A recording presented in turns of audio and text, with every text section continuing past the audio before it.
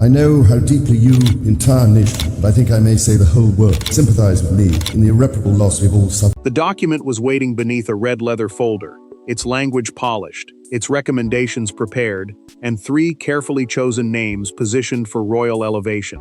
Camilla believed the matter was almost settled. Then King Charles reached for his pen, not to approve the page, but to draw a firm line through every nomination connected to her private household. What followed was not a routine correction. It was a public boundary drawn inside a marriage, a court, and a monarchy, already under pressure. Before we go deeper into what this really means for the royal family, make sure to subscribe so you don't miss a single update. Camilla entered the study expecting confirmation, not resistance. She saw 3 names crossed out and stopped with one hand hovering above the page. At first, the queen assumed an official had made a mistake. Then she recognized the king's handwriting. Charles had issued a direct written order blocking her from awarding, recommending, or arranging royal titles to her personal staff. A royal title is a rank granted through the crown, and the proposed elevations had been removed from the appointments list. The decision was precise. It was deeply personal. Helena Marsh, her senior private secretary, had managed access, correspondence, and schedules for years. Sir Adrian Vale had guided the Queen through difficult transitions. Marcus Bell, an equerry, a royal aide who assists with ceremonial and personal duties, had served with loyalty. Camilla saw devotion. Charles saw a private network becoming too powerful. The king did not raise his voice.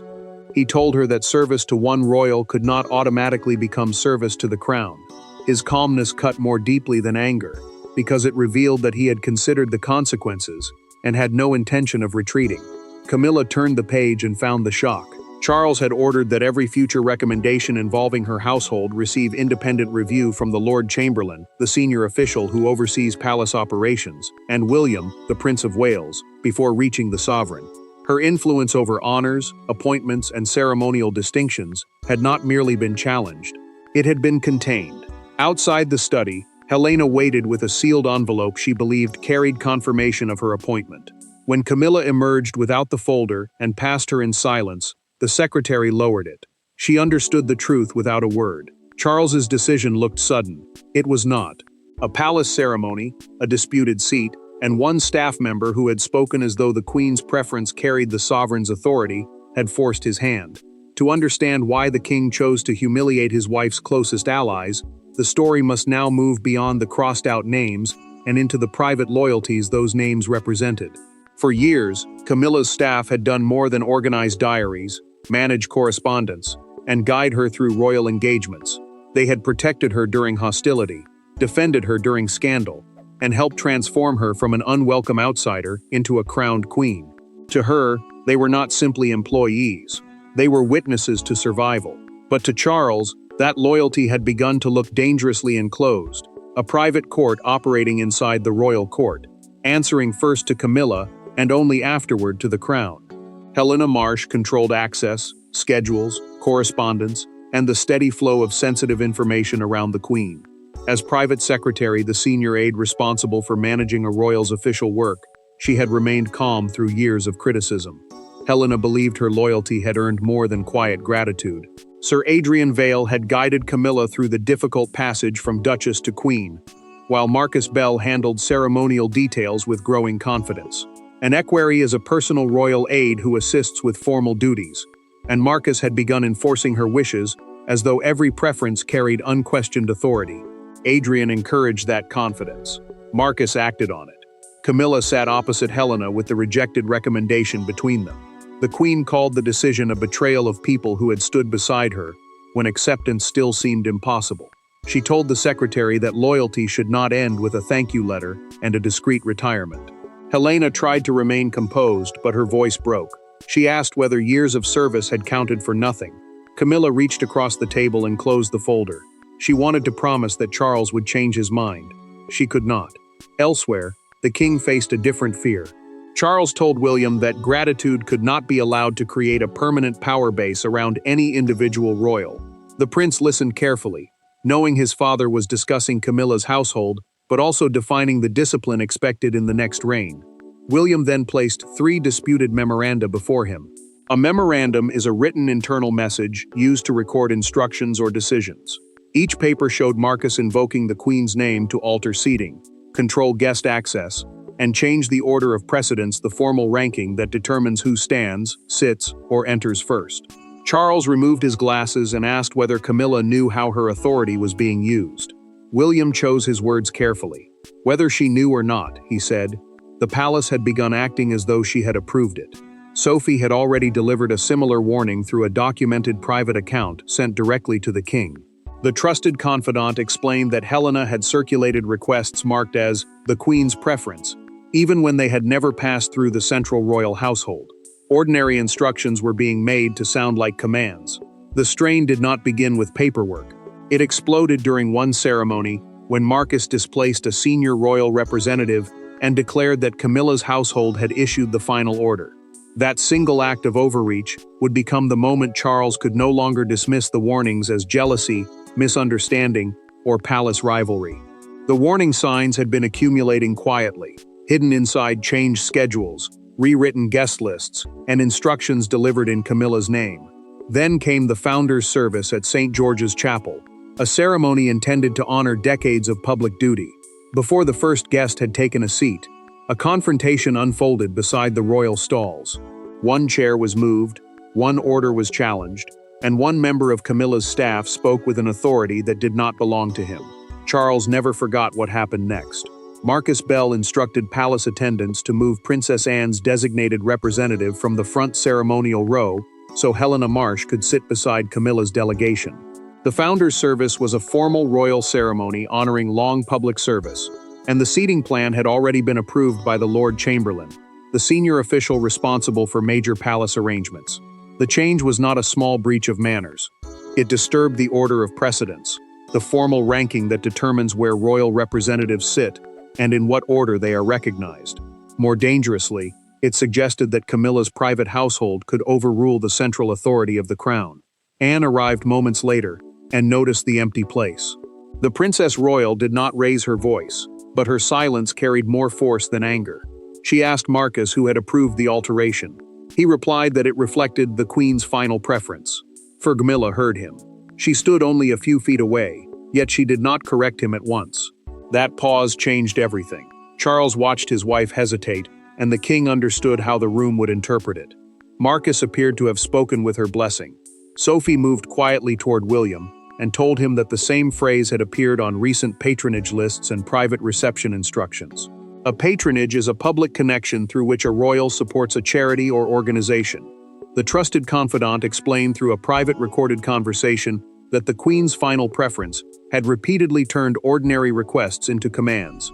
William immediately realized the chapel dispute was not isolated. The prince had suspected overreach, but now he saw a pattern. Sophie had given him proof that Camilla's authority was being used as a tool by people around her. Charles later learned something even more disturbing. Helena's proposed title had already been discussed among staff before he had approved it. Her elevation was being treated as guaranteed, as though the monarch's consent were merely ceremonial. After the service, Charles asked Camilla to remain in a small vestry, a private room beside the chapel used by clergy and senior guests. With no aides between them, he said her staff had used her name to displace his sister's representative. Camilla insisted Marcus had tried to prevent confusion. Charles answered that he had created confusion by pretending to possess authority. Anne entered only long enough to place the amended seating card on the table. She told the king she would not compete with private employees for her place within the crown. Then she left without looking at Camilla. Charles ordered a confidential review of every recent instruction issued by her household. When that review reached the king's desk, the disagreement stopped being about one ceremony and became a confrontation over who could speak in the name of the crown. The argument began behind a closed door with no private secretaries, no equerries, and no courtiers to soften the words. Camilla entered carrying the rejected nominations. Charles was already standing beside the fireplace, the review open on his desk. She believed she was there to defend 3 loyal servants. He believed he was there to defend the monarchy itself. Neither expected the conversation to become personal. Yet within minutes, years of gratitude, resentment, sacrifice, and suspicion erupted between them. Camilla demanded to know why the restrictions reached beyond the 3 rejected names. The queen had discovered that every future honor linked to her household would now face outside review. An honor is an official distinction granted through the crown, and the order meant she could no longer advance staff members through her own influence. Charles told her the review had uncovered repeated cases in which private preferences were presented as settled royal decisions. The king stressed that titles belonged to the institution, not to individual households. Camilla heard principle. She also heard distrust. Camilla's voice hardened. She reminded him that Helena, Adrian, and Marcus had protected her when much of the country rejected her. They had stood beside the queen when acceptance seemed impossible. Charles had benefited from that loyalty, she argued, and now he was discarding them when their service had become inconvenient. Charles did not retreat. He told her that survival could not become a permanent debt paid by the crown. Helena's devotion, Adrian's guidance, and Marcus's service deserved respect, but none of it created an automatic right to hereditary status, ceremonial precedence, or institutional power. A hereditary status is a rank that can pass through a family line, making the decision far larger than a private reward. Camilla then accused William of engineering the restriction. She asked whether the prince had been collecting complaints against her household. Charles refused to name who had raised concerns, but his silence answered her. The queen understood that the future king had begun examining how far her authority reached. Charles opened another file. Marcus had done more than alter the chapel seating. He had also tried to reserve a place on a Royal Foundation advisory panel for Sir Adrian before the board had voted. A Royal Foundation is a charity linked to senior royals, while an advisory panel helps guide its decisions. The request carried Camilla's embossed stationery. Camilla placed both palms on the desk. She asked whether he believed she had ordered these actions. Charles answered quietly. The more painful possibility, he said, was that her staff believed she would approve them afterward. Camilla stepped back. The nomination folder slipped from her hands and opened across the carpet. Charles bent down, gathered the pages, and did not return them. He placed the file inside a drawer and turned the key. The click ended the negotiation. Camilla warned that blocking the titles would not weaken her staff's loyalty. It would turn that loyalty into anger. The king had won the argument inside the study, but the real struggle now moved into the machinery of the palace, where written authority mattered more than wounded words. Royal power rarely announces itself with shouting. It moves through signatures, access lists, sealed instructions, and the quiet removal of a name before anyone outside the palace knows it was ever considered. Charles understood that a verbal refusal would not be enough. Camilla could appeal to him again, her staff could rebuild the nominations, and sympathetic courtiers could reopen the route. So the king created a barrier stronger than personal disagreement. He changed the approval process itself. Charles authorized a new review protocol covering honors, styles, household appointments, and ceremonial distinctions linked to personal royal staff. A review protocol is a formal set of approval steps, and this one created 3 barriers: the Lord Chamberlain, an independent honors panel, and final approval from the sovereign. Nothing connected to Camilla's household could now move forward through private influence alone. William received a second responsibility. Every recommendation from the Queen's office would also pass across his desk as part of transition planning for the future reign. That planning meant preparing the monarchy for the day the prince would become king. Charles wanted continuity. Camilla saw surveillance. William did not welcome the position. In a private meeting, the future king told his father that he would support a fair process, but he did not want the measure interpreted as a personal campaign against his stepmother. Charles answered with painful honesty. Avoiding discomfort had allowed the problem to grow. The monarch admitted that he had approved small concessions because challenging Camilla seemed cruel after years of hostility. Each compromise felt harmless. Together, they had created a path her staff now treated as permanent. Sophie then delivered a folder to the review panel through a documented private submission. The trusted confidant had found duplicate instructions from Camilla's office. One version used careful language and presented a request. The second, circulated later by Helena, described the same preference as though the decision had already been made. Sir Adrian soon discovered the order reached him as well. The advisor had expected to accept an unofficial role coordinating Camilla's charities with the central palace. That position would have expanded his access far beyond her household. Charles's directive closed the route before Adrian could step into it. William remained alone after the king left and reread the final wording. One sentence sounded accusatory, so the prince crossed it out and replaced it with language centered on fairness and equal review. He supported the boundary, but he refused to turn discipline into revenge. Charles then telephoned the Lord Chamberlain himself. The king ordered that the rejected nominations remain confidential to protect Helena, Marcus, and Adrian from public humiliation. He also made one point absolute: the decision would not be reopened. That protection lasted less than a day. Someone inside Camilla's household sent a copy beyond the palace.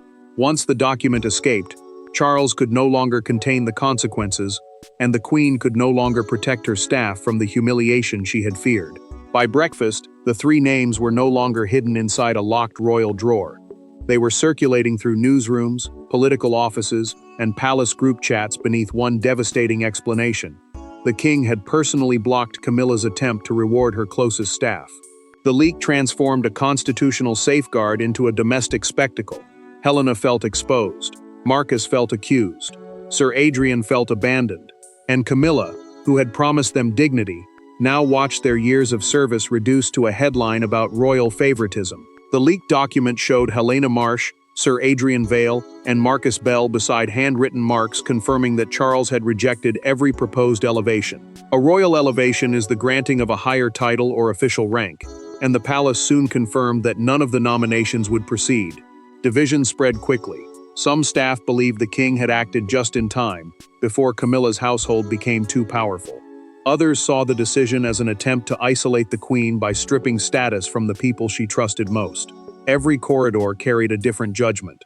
Helena arrived at Clarence's house before dawn and placed her office keys on Camilla's desk. The private secretary said she could not continue, while colleagues whispered that she had manipulated the queen for personal reward.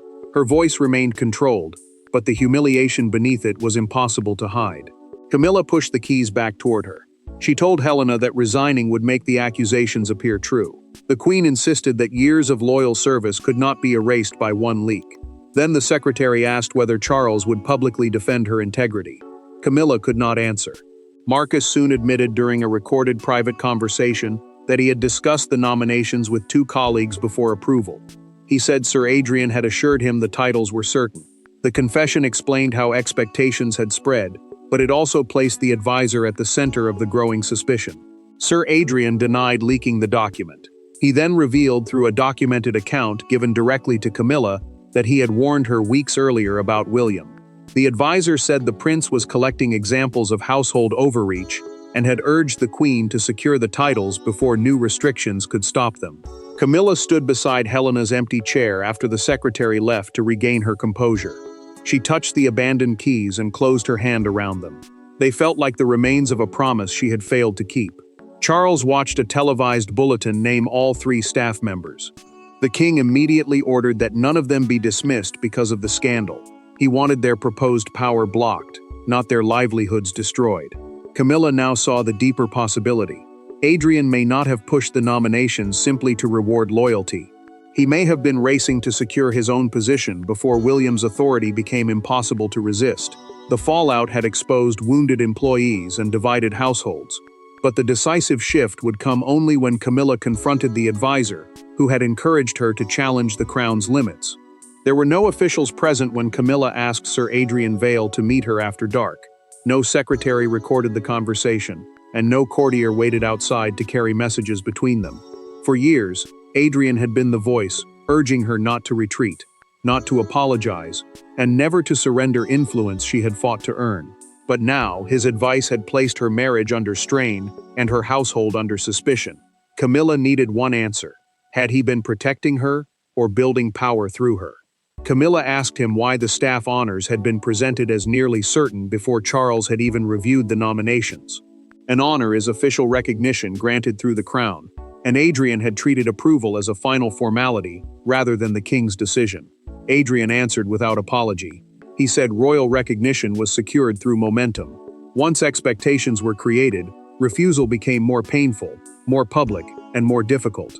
He believed Charles would approve the titles simply to avoid humiliating the queen and her staff. Camilla stared at him in disbelief. Her advisor had deliberately used her husband's reluctance to cause pain as leverage. Adrian had not only defended loyal employees, he had built pressure around the sovereign and expected Charles to surrender beneath it. Adrian then warned that William's growing authority would eventually reduce Camilla's household to a ceremonial shell. The prince, he argued, was already preparing the next reign and tightening control around every independent royal office. The proposed titles were protection for those who would remain loyal to her after Charles was gone. Camilla heard the fear beneath his reasoning, but she also heard ambition. She asked whether he had leaked the rejected nominations. Adrian denied sending the document outside the palace. Then he admitted something almost as damaging. He had allowed knowledge of the titles to spread among staff because public expectation made approval more likely. He had turned rumor into pressure and loyalty into a weapon. Adrian reached into his case and produced a private memorandum proposing a permanent Queen's Council. A memorandum is an internal written proposal, while the council would have been a separate group, advising Camilla outside the central royal household. Helena, Marcus, and Adrian would have controlled it. Camilla read the page slowly. She folded it once and placed it back in his hands. Her anger gave way to sadness. She told him he had confused loyalty to her with authority over the monarchy. Camilla then asked for his resignation. Adrian remained seated, stunned that she had chosen Charles's boundary over his plan. The Queen opened the library door herself. The gesture ended years of trust without another word. After he left, Camilla telephoned Charles. She did not ask him to restore the titles. She told the king that the independent council would never exist and that Adrian would depart immediately. Camilla had made her choice in private. The next morning, the monarchy had to prove before the world that the decision was discipline, not destruction. The story reached the country not as a technical dispute over royal procedure, but as a question of trust. Had Charles defended the crown from favoritism, or humiliated Camilla by denying recognition to those closest to her? By sunrise, broadcasters were debating the marriage, newspapers were printing the crossed-out names, and spectators were gathering outside Buckingham Palace. Then one front page appeared with a single image that captured the entire crisis, Charles's pen resting across Camilla's rejected list. One major morning newspaper carried the headline, "The King Draws the Line." Beneath it appeared a recreated nomination sheet with 3 names struck through, alongside a smaller image of Camilla arriving alone at Clarence House. The rejected list mattered because it turned a private disagreement into a public judgment about how royal power should be used. A national broadcaster called the decision the strongest internal limit placed on a queen's personal household in the modern era. A personal household is the group of aides and advisors serving one royal directly. Commentators argued over whether Charles had protected impartiality, the principle that royal decisions should not favor private allies, or exposed a dangerous lack of trust inside his marriage. Outside Buckingham Palace, the division became impossible to ignore. Some members of the crowd held handwritten signs declaring, "The crown is not a favor." Others placed flowers for Camilla and accused the palace of treating loyal servants as scapegoats. The same decision looked like courage to one side and cruelty to the other. Helena watched the coverage from her office as strangers debated her motives. She removed the unopened envelope that had once contained a draft announcement of her new status. The secretary held it for several seconds, then fed it through a shredder. Her hoped-for recognition disappeared in strips of paper. Charles saw footage blaming Camilla for creating a private court. The king told William that the queen could not carry the full public burden for mistakes made by those around her. The prince agreed, but warned that any response had to defend the process without disguising what had gone wrong. The palace then released a joint statement approved personally by Charles and Camilla. It confirmed that royal distinctions could not be promised by individual households, and announced that the Queen supported the new independent review process. The statement also confirmed Sir Adrian's departure by mutual agreement, signaling serious misconduct without exposing every private betrayal. Camilla refused to cancel a scheduled reception. When one guest quietly said the day must have been difficult, she answered that service must never depend on titles. Her words spread across the evening broadcasts. The nation had received its explanation. Only the king and queen could now determine whether the boundary that protected the monarchy had permanently damaged their marriage. That evening, the rejected nominations lay once more between Charles and Camilla. But the anger surrounding them had changed. The 3 crossed-out names no longer represented a husband refusing his wife, or a queen failing her servants. They represented a deeper danger the moment private gratitude began demanding public authority. Charles had drawn the boundary, but Camilla had ultimately chosen to defend it. Their final conversation did not erase the hurt. It gave the hurt a purpose and brought the crisis to a definitive end. Charles returned to the same study where the dispute had begun. The king unlocked the drawer and removed the original nominations, making it clear that no advisor would shape what happened next. A royal nomination is a formal proposal for someone to receive a title or distinction from the crown, and these 3 nominations would now be settled between husband and wife. Charles confirmed the decision. Helena would remain in her position without a title. Marcus would be moved away from ceremonial authority. Sir Adrian's resignation would stand, and the proposed Queen's Council would never be created. Camilla listened without interruption. The Queen admitted that gratitude had blurred the line between personal loyalty and royal entitlement. She still believed Helena deserved recognition, but she could no longer deny that the process had been compromised by pressure, assumptions, and promises made before approval. Charles then faced his own failure. The monarch admitted that he had ignored the expansion of her household because he feared reopening old wounds. He had promised to protect Camilla after years of hostility, and somewhere along the way, that promise had made him reluctant to challenge people acting in her name. The king offered one final solution. Long-serving staff could receive private commendations and non-hereditary service honors through independent review. A non-hereditary honor recognizes service but cannot be passed through a family line. Their work would be respected, but no one would gain lasting power by using the Queen's authority. Camilla took the original list and drew a second line beneath the 3 names. She wrote that the nominations were withdrawn with her full consent. Then she passed the pen to Charles. Charles signed beneath her words. He reached across the desk, and she placed her hand over his. Neither offered a dramatic apology. Their gesture carried something harder and more honest. Trust would continue, but it would no longer depend on avoiding painful boundaries. Helena returned to work with less influence but greater clarity. Marcus accepted his reassignment. Adrian left royal service completely. Charles had not rejected Camilla.